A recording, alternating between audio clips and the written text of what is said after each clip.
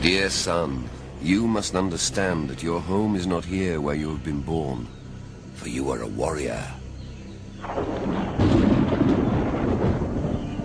You are a bird, and this house where you have just been born is only a nest. Your mission is to give the sun the blood of enemies to drink, and to feed the earth with their bodies.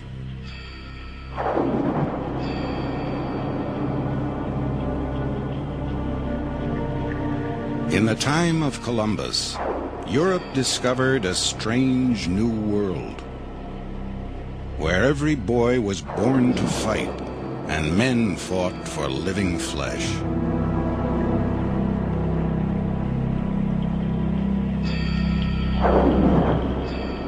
Mortals to be sacrificed, to slake the thirst of a god for blood.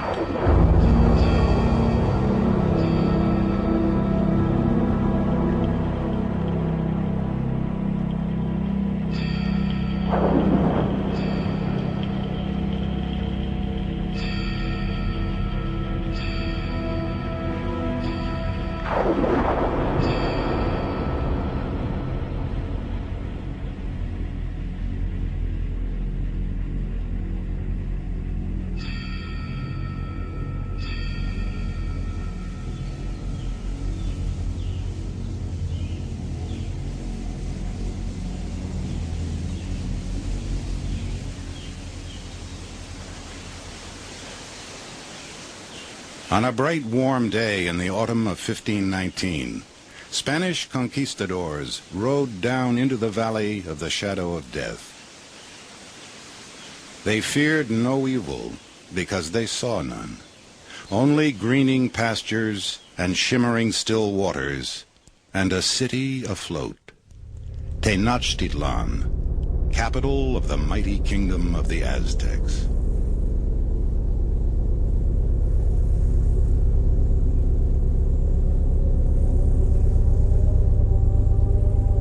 These great pyramids and buildings rising from the water, all made of stone, seemed like an enchanted vision. Indeed, some of our soldiers asked whether it was not all a dream.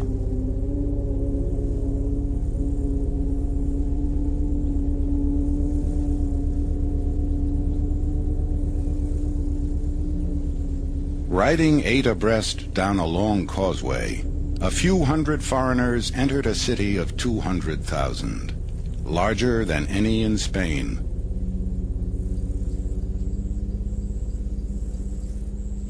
They stopped at the steps of a temple 100 feet high, washed in sunlight and stained with infamy.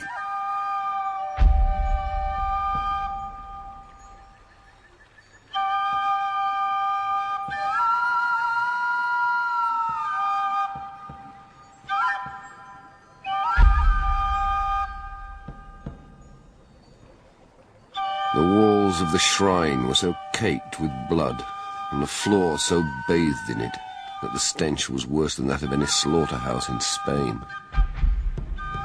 They beat the drum, and the sound was most dismal, like some music from hell. There were many diabolical objects, and large knives, and many hearts that had been burnt before their idols.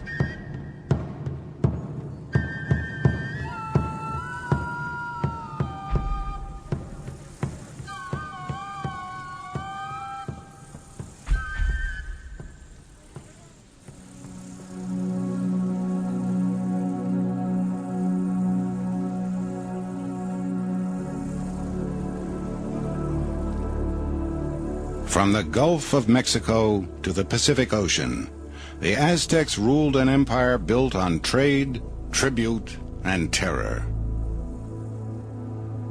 But they were awed by the men with white skin and dark beards, from a land beyond the sea, who carried sticks that belched fire, and who might be gods.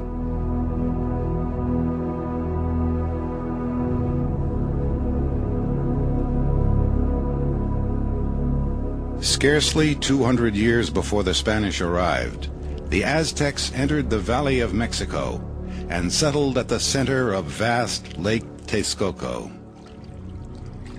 By sinking logs into the soft ground and raising platforms over the marshes, they built up their great capital, Tenochtitlan.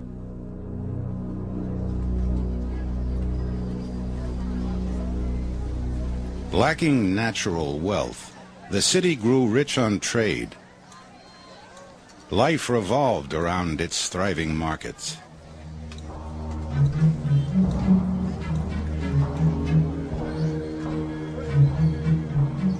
As the Aztecs multiplied, so did their power. Tenochtitlan, built upon mud, gained a second foundation. Tribute, in goods and flesh, exacted from its weaker neighbors by its powerful army.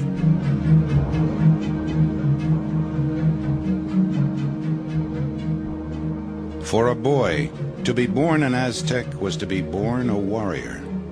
When he came into the world, the midwife sprinkled water across his mouth and chest and held him up to the gods. One day, she chanted, he would enter the palace of delights where the brave who die in battle rejoice. The boy's life would be dedicated to Huitzilopochtli, god of the sun and of war. He was the model for every warrior. Each night, the sun god fought furiously with the moon and the stars. At dawn, victorious, he rose again, and crops flourished. But the nightly battle so exhausted him that he craved the precious water, human blood.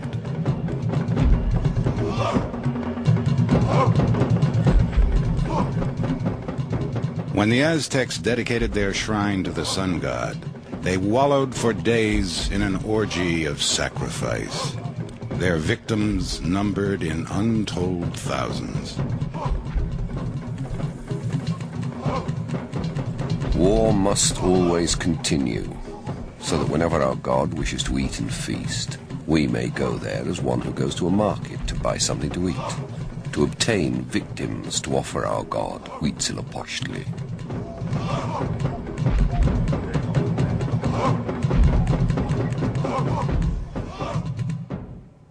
For the Aztecs, warfare was their lifeblood.